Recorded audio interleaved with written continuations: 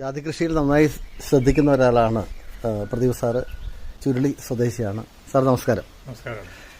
ഇത് എന്തെങ്കിലും പ്രത്യേകതയുള്ള ജാതി മരമാണോ?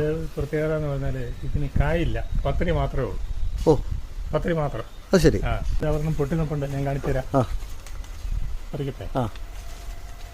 അതേ താഴ്ചാടി ഇതാണത്. ഓ ശരി. കായില്ല.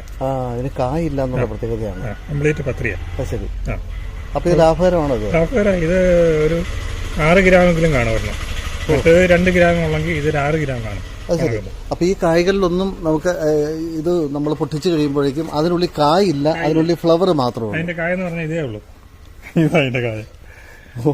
അത് ശരി.